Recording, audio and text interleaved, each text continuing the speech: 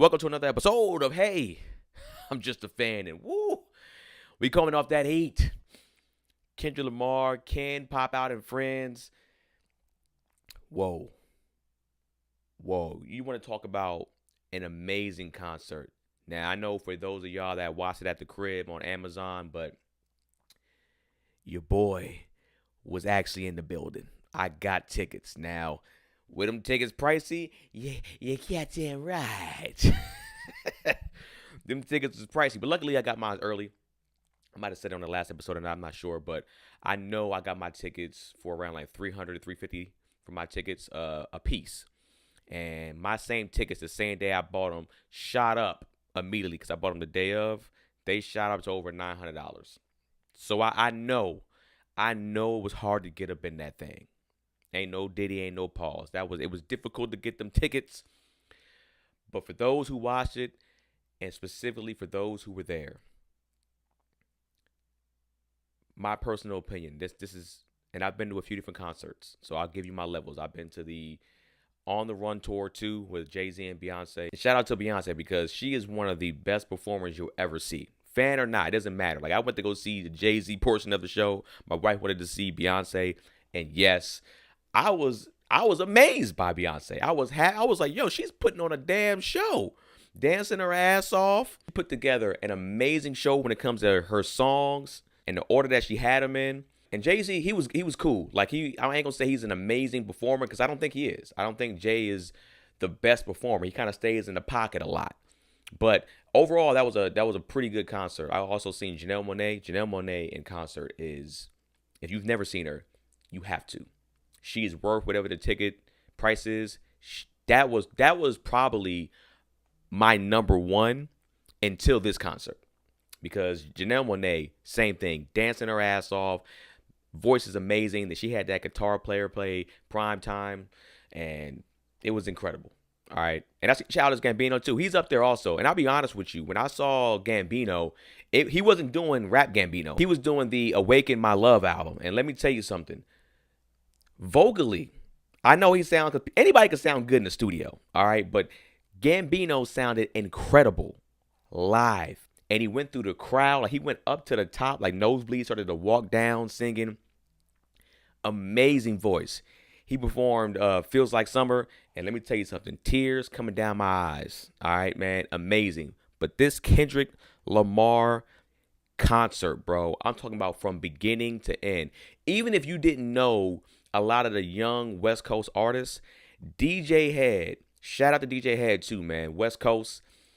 He did an amazing job opening this concert. And if you've been to any type of show before, when it comes to concerts, when it even comes to comedy shows, your openers can be very, very important. They can either make the show, they can't necessarily break the show if you're the headliner when it comes to music, in my personal opinion, and comedy.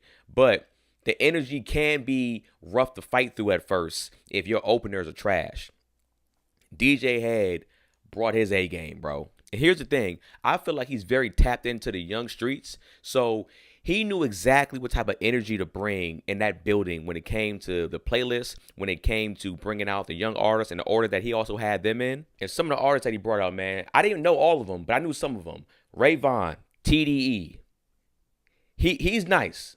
I think he has what it takes to be in that next kind of like section of TDE artists. Right now, you know, a lot of the main TDE guys, I don't know if they're going to be like, necessarily, I don't know if they're going to be heading out or anything like that, but like we're trying to see who the new crop is out of there. We know Schoolboy Q is set. We know Ab-Soul is set. We know Dot's not over there anymore, but we know he's set. We know SZA's set. We even know like Isaiah Rashad, like they got their fan base and stuff like that. But Ray Vaughn has stage presence because a lot of times, a lot of young artists, when they hit the stage, they don't have a lot of stage presence like that. And he brought it. The Cuzzos. I was feeling the Cuzzos too, man. Westside Boogie, man, he brought it, dog. You probably know who he is. You seen him around with Kendrick. I believe he's still signed to Eminem. He performed Silent Ride, and let me tell you something, bro. Fire song, amazing performance. I've been a fan of his since the Thirst 48 mixtapes, and man, those projects were. I was like, I know people were trying to say he sound like Chance the Rapper a little bit, but he got his own style. He's from a whole different place. You know, he a blood too, and He can rap his ass off, but he ain't necessarily just going straight even gang bang and rap. He's bringing like a sense of like, he's been through that trauma and he's trying to create, like, I think his album was, we need more black superheroes, man. Like, that's the type of stuff that he's on. It's not about just all the gang banger stuff. So Westside Boogie performed incredible on DJ Headset. Bino came out. If you're not a fan of Bino, y'all need to get on him immediately. Like, he's incredible. RJ Mr. LA, very underrated artist. I think he's part of that new West also, that when y'all start to get a hold of him, you're gonna be like, yeah, he nice. He fire. He dope. He got some projects out already too. And he brought out Jason Martin. Y'all know him as Problem. That's how I knew him, as his Problem. And he performed Like What. And that song goes up. That was, when that came out in the West Coast, that was that song. Like, what? Like, think, what? So Problem brought it during his set. And I figured some of these West Coast artists were going to come out because I heard them kind of like talking about just the battle in general. So I was like, I already know they're going to probably at least be there. But I ain't going to lie to y'all. I was completely in shock when Tommy the Clown came out. So if you're not from the West Coast, you may or may not know who Tommy the Clown is, but he's essentially the king of the krump era. You know anything about krump dancing, you know him and his team is the one that brought that in and made it a thing. When Tommy the Clown came out, I ain't gonna lie, I exploded. I went crazy. I got video of a lot of this stuff. Now, somebody tried to say, oh man, how you enjoying the concert if you getting video? First thing I gotta say is shut your hating ass up. You just mad because you wasn't at the concert. That's first things first. Second of all, I didn't get a whole bunch of video when it came to time length. Like, when I went back and looked at all my video, it was probably less than 10 minutes of total video. And that concert started around, 4:20, 4:30 or something like that, and ended close to like 8 o'clock. That's not any time for real. Trust me, when I go to concerts and any places like that, vacations, I try to immerse myself as much as possible in that. Now, yeah, I'm going to get some pictures, but I ain't going to Instagram flick it up like the ladies. I ain't going to have my camera out the whole time and not enjoy it. But I do want to have some memories for the moment in my camera. And also to brag to y'all niggas that wasn't able to come to the concert. That's what it was really for. I'll be honest with you. I was like, I knew mad people that was heated that they wasn't able to go. And hey, man, you going to get all this video. Now, I also got to say this. I thought that Kendrick was going to actually have some Bay Area artists come out. There wasn't any Bay Area artists, but he did have E40 essentially narrate the whole show, which I thought was super, super dope. But I did want to see 40 there. I did want to see Too Short there. But, it is what it is. He kept it straight up L.A. for the concert, which I can actually appreciate because I'm from here. Now, DJ Mustard, his brother went off during a set. Of course, you can get the crowd going by playing Back That Ass Up. Then he played Rack City. Everybody knows and loves Rack City out here. But let me tell you something. I ain't going to lie. I thought Tyga was going to come out when he played it. But then, Tyga, Kylie, the timetables of certain things of that might not look good, especially after clowning Drake with the stuff that he's done for, allegedly younger girls and stuff like that. So I can understand why Tyga might not have been present because of that reason.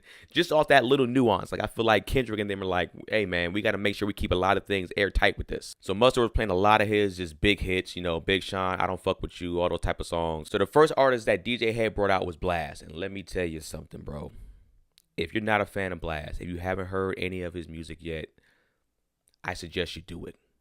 Like, right after listening to this podcast, go listen to him, bro. He's next. Then he followed that by bringing out Ty Dolla $ign, and he performed Paranoid. You know how big that song was. That's not even a West Coast song. That is just a big song. Yo, Jake look like a bug. Whoa. Everybody was singing that particular line, man. Ty Dolla $ign came out and killed it. Then Dom Kennedy came out. If you are on the West Coast, you love Dom Kennedy. And he performed My Type of Party. Come on, dog.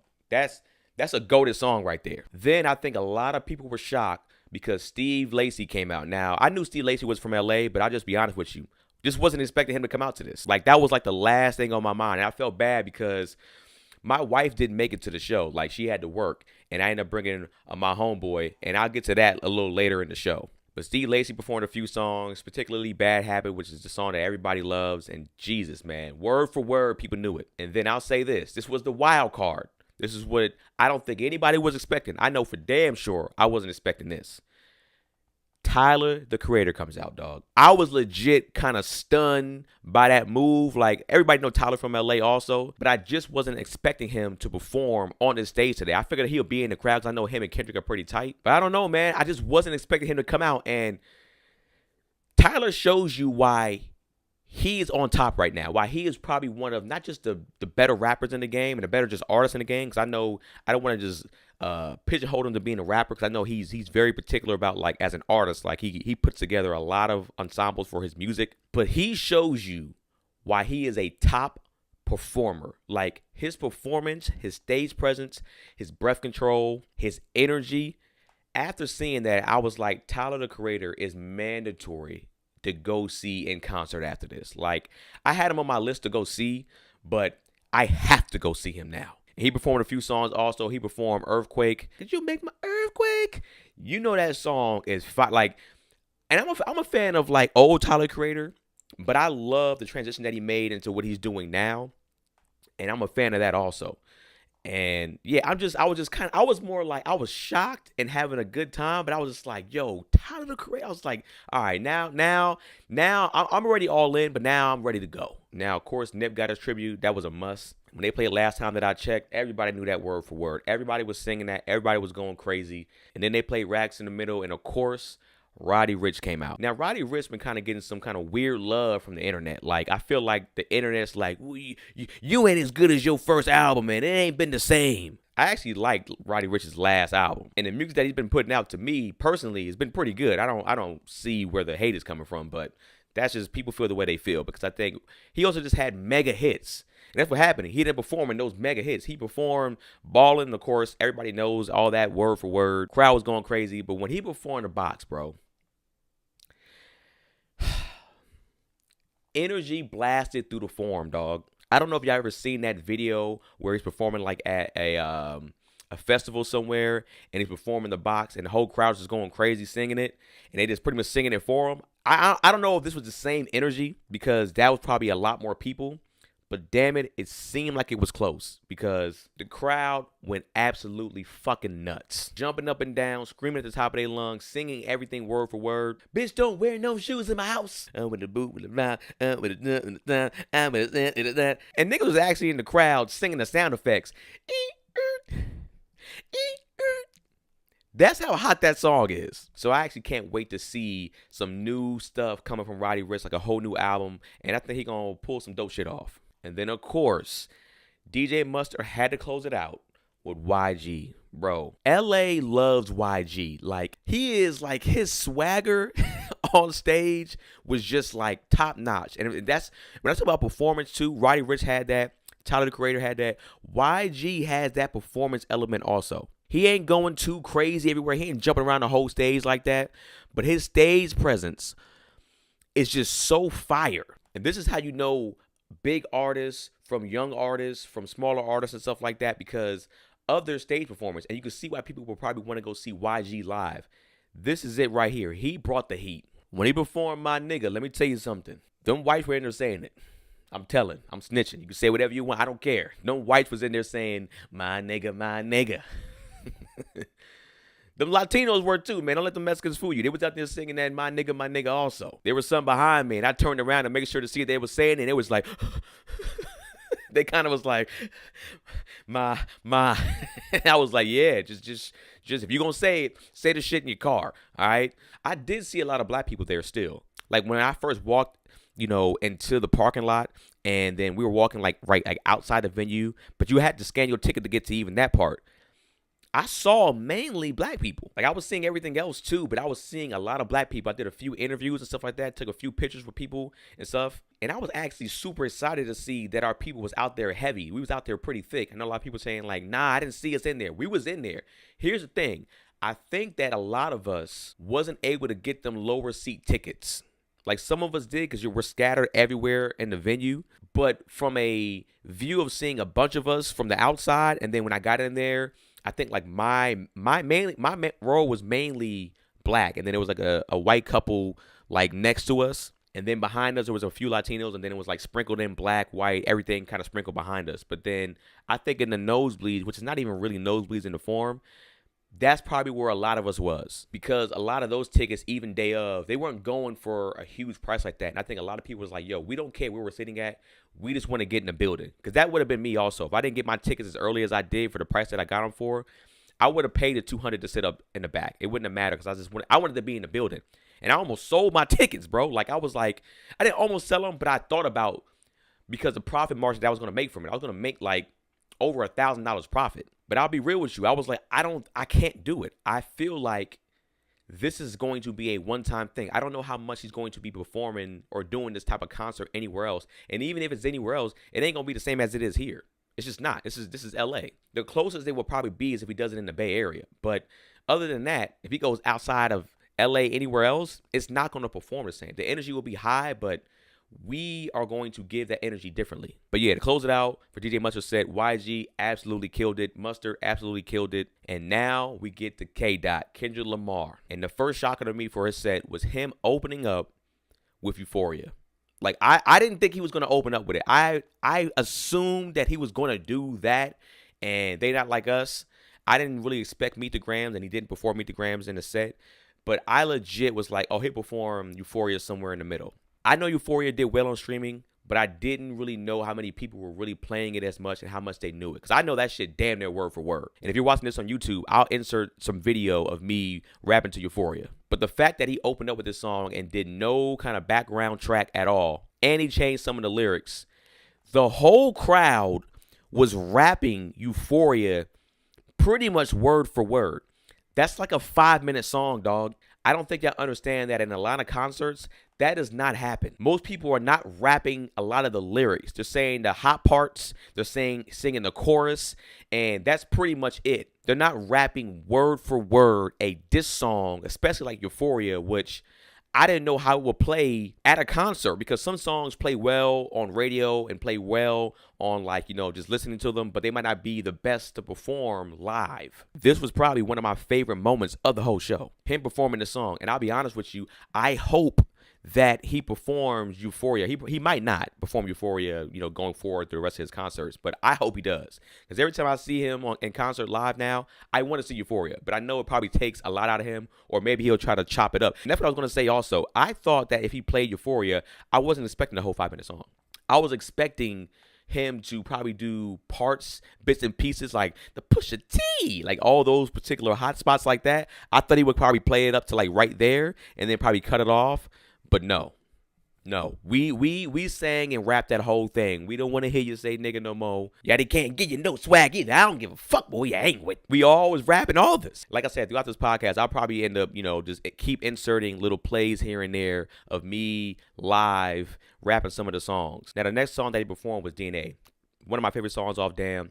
One of my favorite Kendrick songs in general. And I was a little bit surprised that he didn't perform the back half of DNA. Now, let me tell you something. You motherfuckers can tell me nothing. Like, I was like, oh, that's wasn't expecting that. Because when I saw him last time, he performed it. And that's usually probably the hypest part of that song. So that was interesting, but it is what it is. He performed a few more songs, and of course, he starts to bring out Black Hippie, man. Money Trees, J-Rock first. Everybody went crazy. J-Rock's verse on Money Trees is just one of the best features probably in the past decade, bro.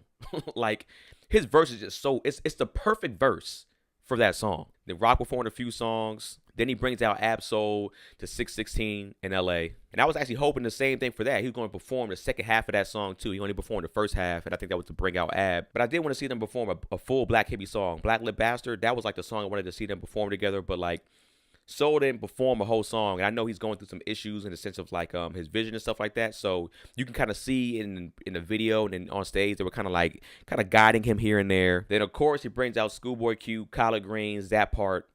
Q has got that swag, bro. Like he's a performer also. Then when Kendrick performed Like That, his verse on Like That, bro, the crowd just went crazy. That song sounds absolutely fucking perfect in concert.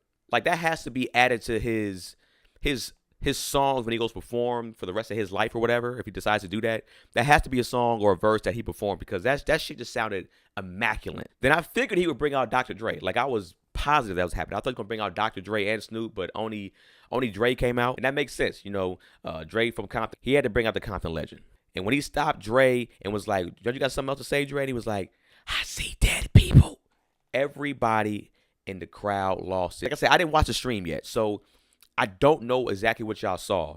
But all I can say is I can tell you for a fact that y'all probably went crazy at home, but we went crazy in the building, bro. Like, The building was shaking in there. It was definitely an earthquake in LA that day. When he performed Not Like Us 5 times, the first few times, I mean, here's the thing. The energy never wavered. Like, the energy never shifted. When he played that song every single time, as you can see, my voice kind of like popping and cracking a little bit because I'm still like recovering from my voice in a sense. The energy was at the same level every single time, all 5 times that he played it. My only thing I was mad at was that I was trying to get video of the A minor part and swinging it back around to me saying A minor and getting the whole crowd at the same time. And he kept pausing right there and then not going all the way through. And I was like, oh, damn. And then I had to keep hitting record when he kept running it back. And then finally I got my clip that I wanted. But damn it. I think I said it in one of my other videos. If you follow me like on other social media like TikTok and Instagram. But I knew that Not Like Us was going to get played multiple times. I knew it was going to be like Niggas in Paris because that's what the people wanted. I know people were saying, oh, I'm getting tired of hearing this song. Let me tell you something. You're not going to be tired of hearing that song if you're hearing it live. I can promise you that. Live, you're going to feel different. I can understand that people are probably playing it out a little bit here and there. That's what happens when you have a hit like that. But I guarantee you, right now he's filming the video in LA right now. And I guarantee you, once that video comes out, you're going to start to see the energy come right back around again. People say it's played out. Like, nah, the video going to make it hit again. It never stopped hitting, to be honest with you, but the energy is going to be even higher once the video drops. And people try to say online some goofy shit like, like academics and all them, and a lot of Drake fans sitting there saying, oh, man, the issues with his like, bro, Dave Free was there. Whitney was in there vibing, out there dancing, rapping. She had the children with her. This is why Kendrick didn't care to respond. This is why also for all the people saying, especially I saw a lot of people saying, even some Kendrick fans saying, nah, you gotta address. Shut y'all goofy asses up. Shit don't have to be addressed if there's nothing there that sticks, right? The reason why Drake stuff had to be addressed is because he has shaky stuff out there. The shit about Kendrick's lady and stuff like that, and in his children, all that stuff was pulled out of Drake's ass. And when it comes to something that has no staying power, no stick, no actual evidence, shit ain't got to be said to y'all, man. Like, if some allegations are made about somebody and there's no real sticking to the allegations, right? There's no evidence. There's no camera. There's no video. There's no close person saying, like, no, I was there. I saw the shit. Shut y'all goofy asses up, man.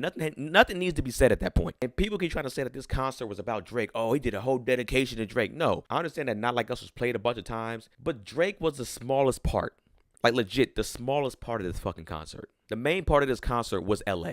The vibes of LA, the energy of LA, letting people know that y'all not like us because y'all hate LA. A lot of people that's outside of here fucking can't stand people from California, LA, the Bay. Y'all don't mess with us. Y'all have a weird energy around us. Like they call us fake, like they call the city fake. No, man, that's not people that are from here. And most importantly, that picture that he took at the end when he had everybody come on stage for that last portion of Not Like Us Again, and everybody from every single set around LA was on stage. That's what this was for. Uniting gangs that legit have killed each other. And these dudes were on stage, happy, dancing, no bad energy. When you hear them talk about it too, even before the show in their trailers, there wasn't bad energy or weird vibes they're saying there either. Because normally people, you can tell, like, oh man, it's kind of a little shifty here. People that were behind the scenes was like, nah, there was never any bad energy even before the show started. And like I said, some of these gangs do not get along at all. And even right now that he's shooting a video, the whole LA is outside. I'm sure a lot of those gangs were there also.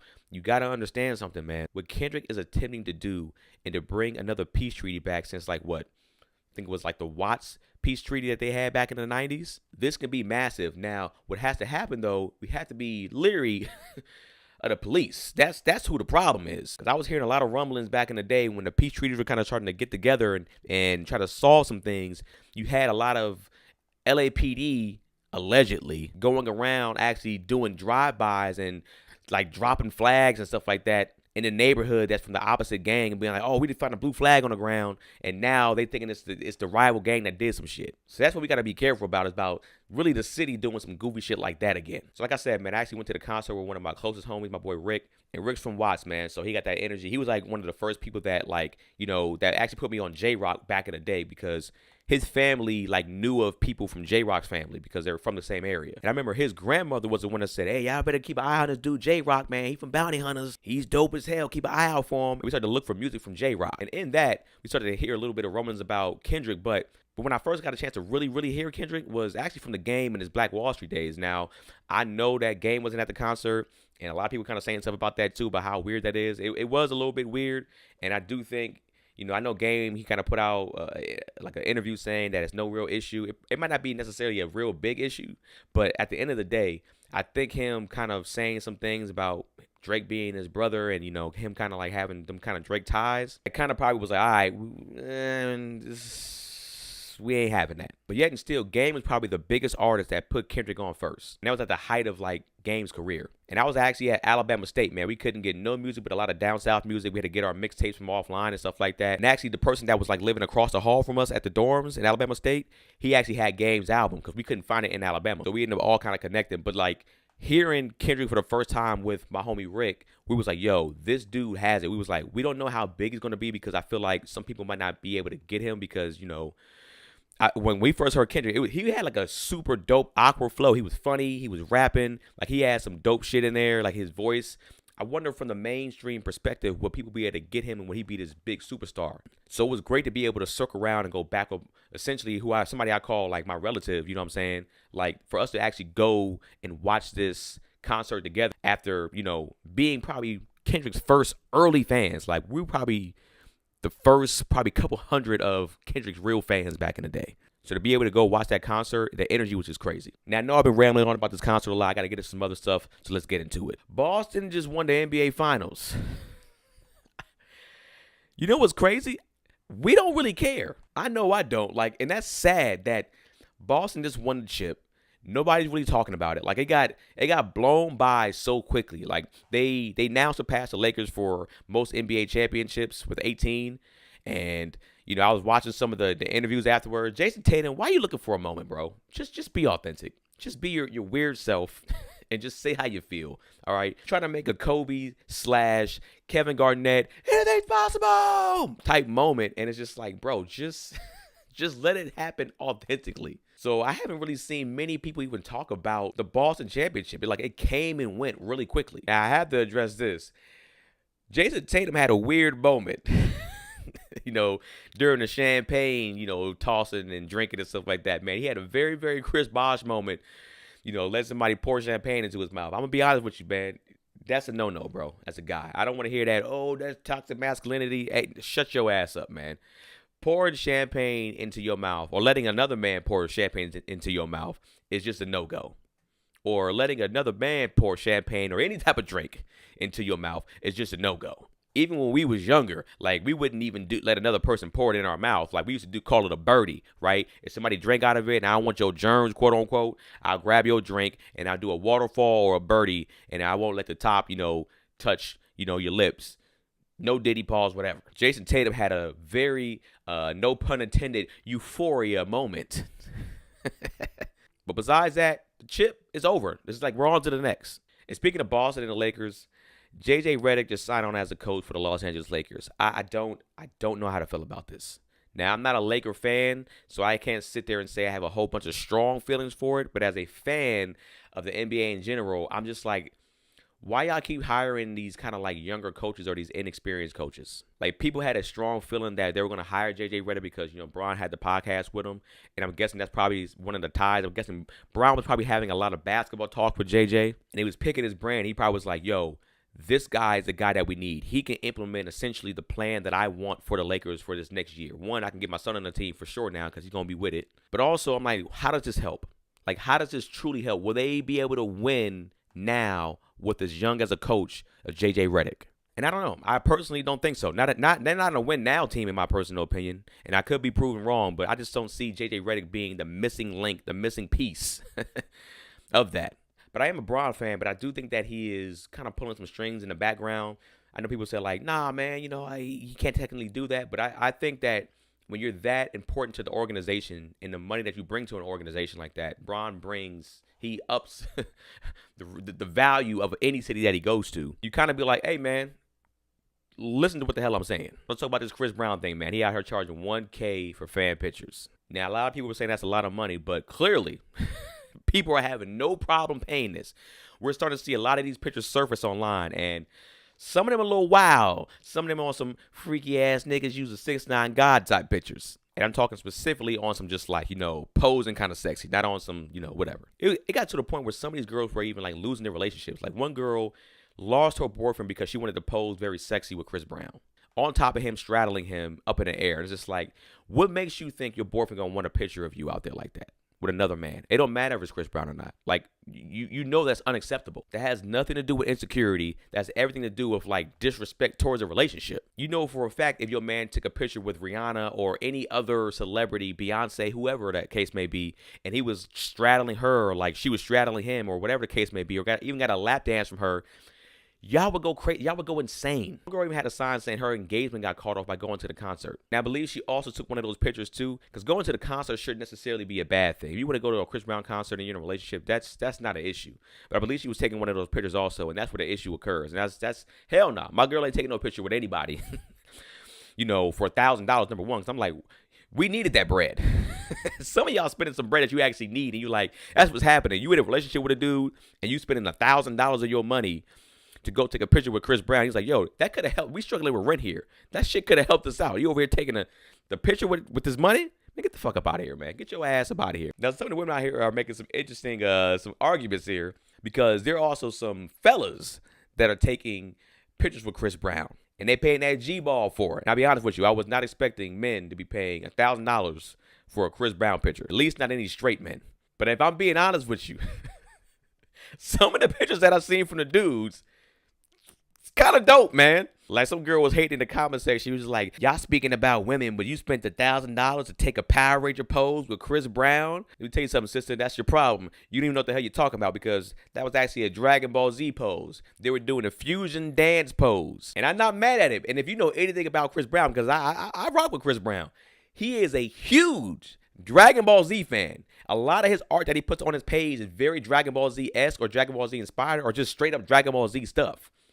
He is an anime guy. So that type of pose right there is honestly a legendary picture. Now, I'm going to be real with you, too. I thought when I first saw it, I thought it was Mark Phillips. I was like, oh, this makes sense. I thought it was Supreme Dreams from RDC World. But I was like, oh, that's not him.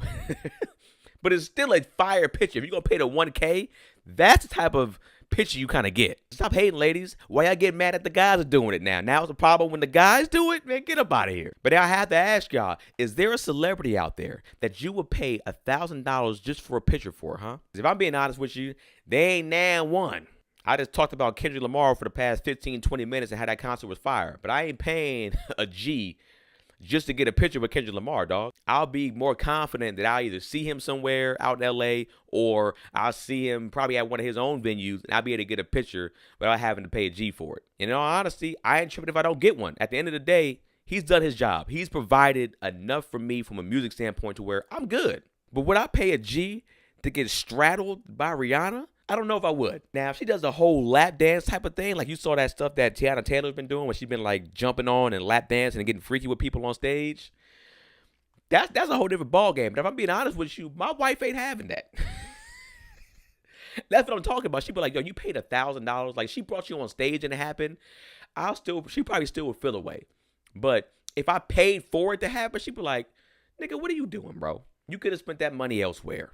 Now, on the other news, the government just passed a bill essentially being able to draft all men from ages 18 to 26. I think it was 24 at one point, but now it's 26 years old.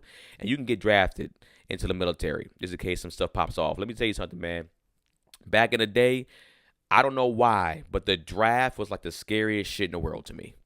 Like getting drafted was one of my biggest fears. And my dad's in the military. My father is a Marine. So I knew for a fact if the draft ever comes, I'm getting got. And even though my father has prepped me for certain things in the sense of like life and battle and fighting and just being a certain type of aggression that I need to have as a man, I damn sure didn't still want to go to the military. Especially just getting thrown into war, dog. Nah.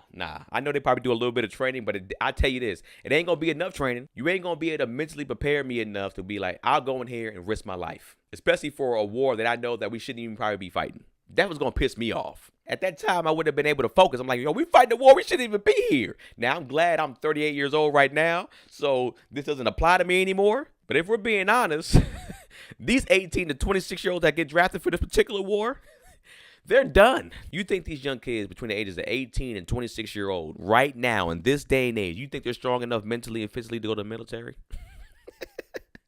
The same ones that are getting triggered because you don't like their favorite color, them ones, you talk about the same ones that if you call them the wrong pronoun, they start crying. Those are the ones you want to draft into the military to go fight a war. We're doomed. They can't handle the pressures of Twitter. You think they're about to be able to handle war? Nah, man. It's over for us, man. We got to go to war with these young kids. It's a wrap for us. You know how many of these kids going to get shot because they on their phone during war? Oh, wait a second. I got to send this tweet off. They ain't going to make it, man. Here's the thing. The opposite side, they ain't even got to shoot at us. All they got to do is hurl a bunch of insults and a bunch of triggering sayings and gaslight us. And then you'll see the people over here snap and just be like, I can't believe you said that. Rawr, rawr. That's all they'll do. They'll just scream back at them. How dare you? And here's an even crazier thing. It's looking like they're at least trying to put things in place to possibly draft women, I think, between that same age also to the military. Now, that bill has not been put in place yet or passed, but hey, just it even getting brought up. Y'all wanted equality. Here it is. Can you imagine them drafting one of these Kardashian chicks to war, bro? They're gonna be sitting there like, literally? You're shooting at me? Literally? The way they'll be running just during war would be so funny to see them run like, Now, that's not to say that women shouldn't be in the military, because there's a lot of women that I actually know that are Marines, that are in the military, in the Army, and they are dogs. Like, they are chicks that you do not want to mess with. They will blow your head off your shoulders. They are the absolute real deal. I've actually dated a few women in the military, yeah, and they are not to be played with at all. But just drafting any old woman to the military, nah, bro. But you know what they should draft? The reality stars that be fighting on all these shows, these bad girl club type shows and stuff like that, these Kiss for a Rose and the Lover Ray J type chicks. That's who they should draft, because they're about it. They want that work. They're the ones I want fighting on my side. They don't care. They'll throw a Molotov cocktail at these motherfuckers and get the job done. Those are the women that you want on the front line. They want all that smoke. All you got to do is say, look, if y'all can clear this whole area right here, right now, all y'all get a Birkin bag. Let me tell you something. Whoever we go into war with, you're dead. Now, I saw a clip of Birdman actually having a conversation with some men in prison. And one of the guys in there was saying, like, hey, man, if you could do something for us, you know, because Birdman was saying, like, you know, I can kind of help out. I have the power to help out. And the dude was like, hey, you can get us some literature in here, man. Get us some books. And Birdman was like, no disrespect, dog. You think books going to really help? And it's like, yes. Yes.